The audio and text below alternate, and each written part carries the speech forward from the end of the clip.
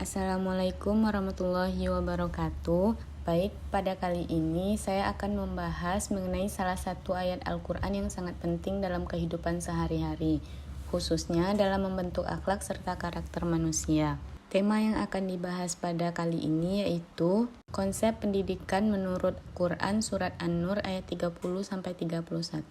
Ayat ini tidak hanya berbicara tentang menutup aurat atau menjaga pandangan saja, akan tetapi juga mengandung nilai-nilai pendidikan moral, pengendalian diri, serta pembentukan karakter manusia. Nah, sebelum kita masuk kepada inti dari Quran Surat An-Nur ayat 30 dan 31 ini, kita akan membahas sedikit mengenai fungsi dari Al-Quran.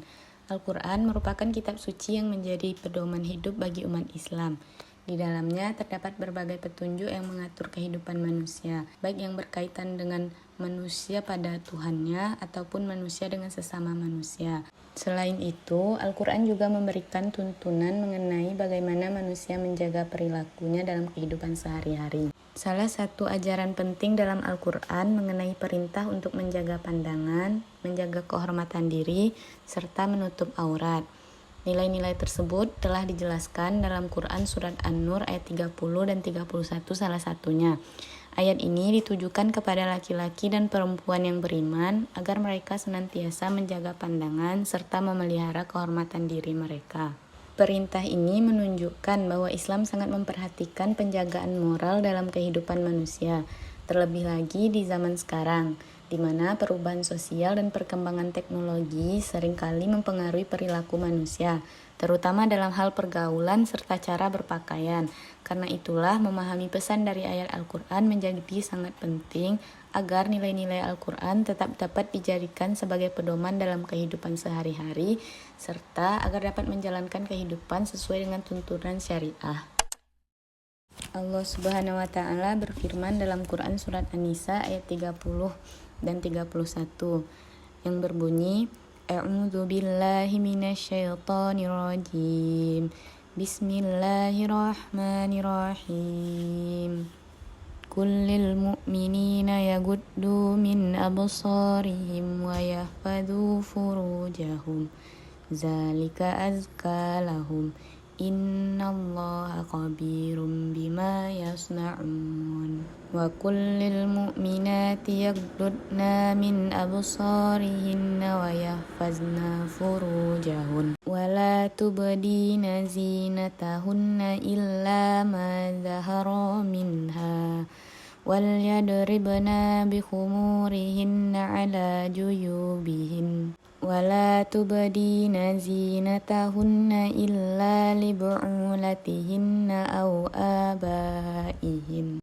أو آباء بعولتهن أو أبنائهن أو أبناء بعولتهن أو إخوانهن أو بني إخوانهن أو بني أخواتهن أو نسائهن أو ما ملكت أيمانهن أو التابعين غير أولي الأرباب من الرجال أو الطفل الذين لم يظهروا على عورات النساء ولا يضربن بأرجلهن ليعلم ما يخفين من زينتهن وتوبوا إلى الله جميعا أيها المؤمنون لعلكم تفلحون.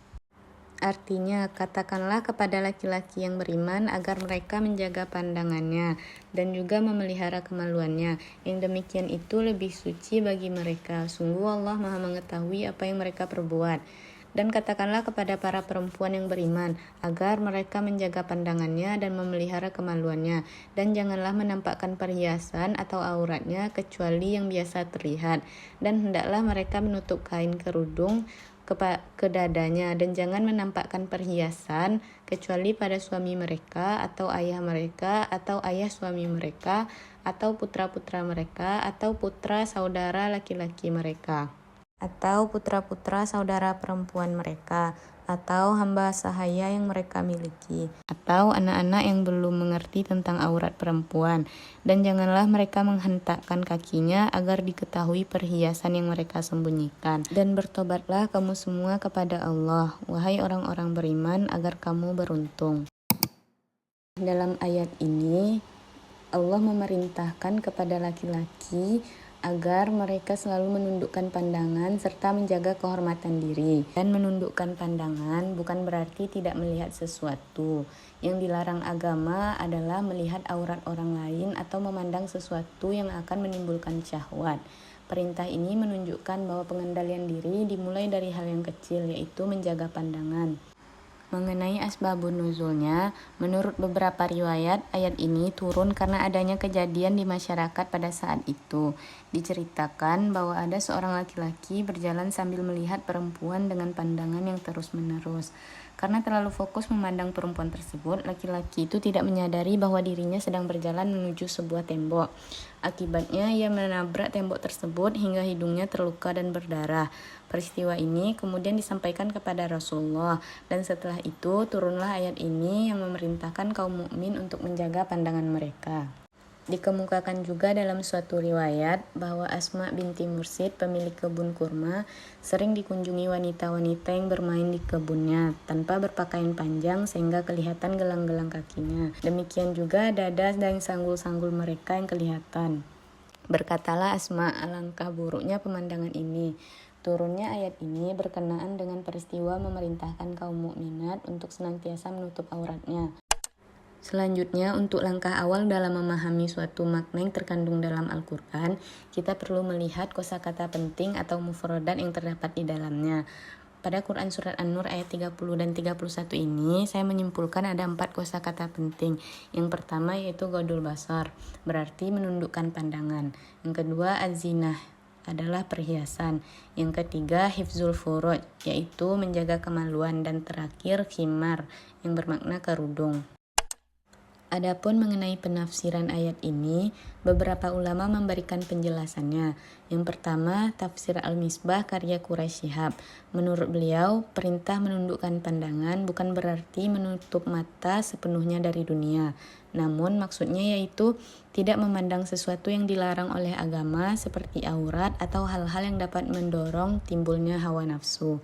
Beliau juga menjelaskan bahwa penggunaan kata min pada absarihim dalam ayat ini menunjukkan adanya kelonggaran. Artinya, pandangan pertama yang tidak disengaja masih dapat ditoleransi, tapi tidak pada pandangan berikutnya yang disengaja, dan hal itu haruslah dihindari. Pada dasarnya, ajaran Islam bertujuan membentuk masyarakat madani yang dimulai dari lingkungan keluarga harmonis. Quraisy Shihab juga mengatakan bahwasanya pengendalian diri merupakan langkah awal menjaga moral dalam kehidupan. Syahwat pada dasarnya berasal dari pandangan yang tidak terkendali. Awal terjadinya kemaksiatan ketika laki-laki dan perempuan saling memandang yang tidak halal. Faktor pandangan tersebut bisa jadi karena rupa seseorang sampai pada cara berpakaiannya. Maka ayat ke-31 ini menjadi pelengkap dan hadir sebagai bentuk perintah menutup aurat dengan khimar. Karena realita yang muncul di tengah masyarakat sekarang adalah banyak perempuan muslimah yang menggunakan kerudung, tapi hanya digunakan ala kadarnya. Bahkan banyak yang memakai kerudung tapi pakaiannya ketat, sehingga lekuk tubuh inilah yang membangkitkan serta mengundang syahwat bagi laki-laki. Kebiasaan menggunakan kerudung ini sebenarnya sudah ada sejak zaman jahiliyah, di mana mereka sengaja membuka dada untuk menunjukkan keindahan tubuh serta rambutnya. Mengenai aurat tersebut, jika dikaitkan dengan ayat lain, yaitu pada Quran Surat Al-Ahzab ayat 59, yang artinya, Hai Nabi, katakanlah kepada istri-istrimu, anak-anak perempuanmu, dan istri-istri orang mukmin, hendaklah mereka mengulurkan jilbabnya ke seluruh tubuh mereka. Yang demikian itu supaya mereka lebih mudah untuk dikenal.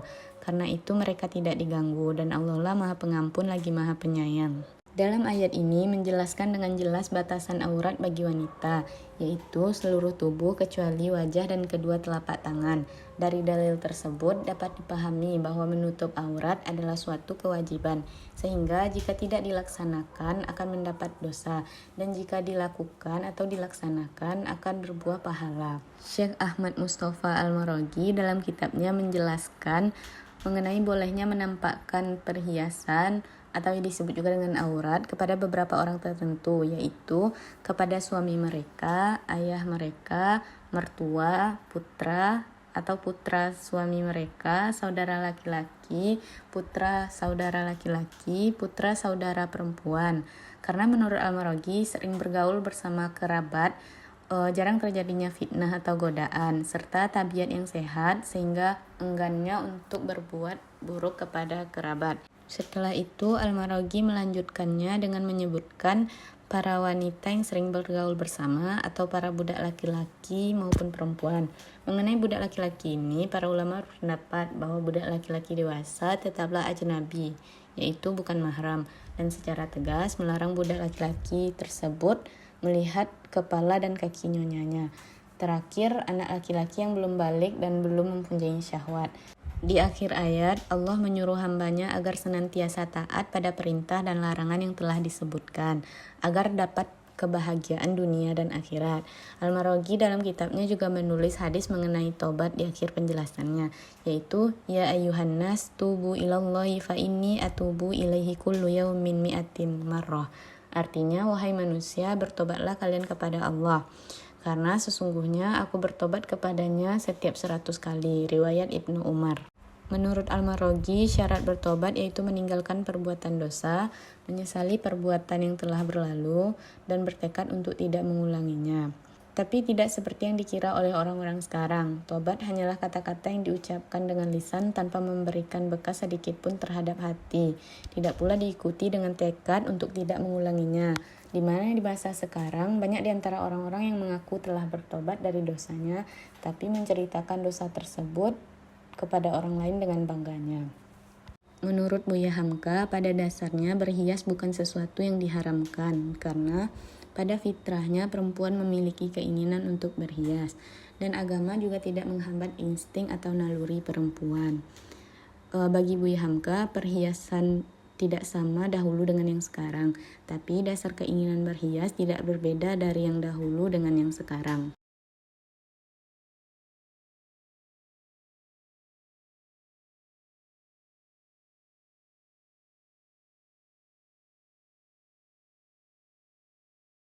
Islam tidak menghalangi untuk berhias, hanya mengaturnya dengan membatasi diri, menahan hati, serta menjaga pandangan. Keindahan itu bukan untuk dipertontonkan, karena pada dasarnya syahwat seorang penghayal bisa muncul dengan melihat tumit wanita saja. Perlu dipahami bahwa Allah tidak memberikan tuntutan syariah kecuali hal itu menjadi kebaikan bagi hambanya, dan Allah juga telah memberikan semua petunjuk dalam menjalani apa yang diperintahkannya. Adapun relasi ayat dengan pendidikan. Keberadaan nilai pendidikan Islam memiliki peran yang sangat penting dalam kehidupan, serta mempengaruhi segala aspek manusia. Hal tersebut akan berdampak pada kajian, tindakan, serta peradaban manusia dari masa ke masa. Jika kita melihat lebih dalam lagi, ayat ini sebenarnya mengandung nilai pendidikan yang sangat penting. Pertama adalah pendidikan pengendalian diri. Perintah untuk menundukkan pandangan mengajarkan manusia untuk mampu mengontrol diri dari keinginan yang tidak baik. Pengendalian diri merupakan salah satu bagian penting dalam pendidikan karakter. Kedua adalah pendidikan terhadap akhlak. Ayat ini mengajarkan manusia untuk menjaga kehormatan diri dan menghormati orang lain. Yang ketiga adalah pendidikan dari segi etika pergaulan. Dalam kehidupan sosial, interaksi antara laki-laki dan perempuan tidak bisa dihindari. Namun, Islam memberikan batasan agar interaksi tersebut tetap dapat berlangsung dengan penuh adab dan kesopanan. Nilai ini sangat penting, terutama di lingkungan pendidikan seperti kampus dan sekolah. Yang terakhir adalah pendidikan spiritual. Pada akhir ayat, Allah memerintahkan orang-orang beriman untuk bertaubat. Hal ini menunjukkan bahwa manusia selalu diberi kesempatan untuk memperbaiki diri dalam melakukan kesalahan. Jika kita mengaitkannya dengan kehidupan saat ini, di zaman sekarang tantangan dalam menjaga pandangan dan menjaga kehormatan diri semakin besar, karena media sosial, internet, dan berbagai bentuk hiburan seringkali menampakkan hal-hal yang mempengaruhi cara berpikir dan perilaku seseorang. Oleh karena itu, nilai-nilai yang diajarkan dalam surat An-Nur ayat 30 dan 31 menjadi semakin relevan untuk diterapkan di kehidupan modern. Dengan memahami dan mengamalkan ayat ini, manusia dapat menjaga dirinya dari berbagai perilaku yang dapat merusak moral dan kehormatan. Sehingga perbuatan yang kita lakukan bisa sesuai dengan tuntunan syariah. Demikian pembahasan yang dapat saya sampaikan. Semoga penjelasan yang telah disampaikan dapat menambah pemahaman kita tentang pentingnya menjaga pandangan, serta semoga video ini juga menjadi bahan introspeksi bagi kita semua, khususnya bagi saya sendiri agar senantiasa memperbaiki diri dan lebih berhati-hati lagi dalam bersikap. Saya akhiri dengan wassalamualaikum warahmatullahi wabarakatuh.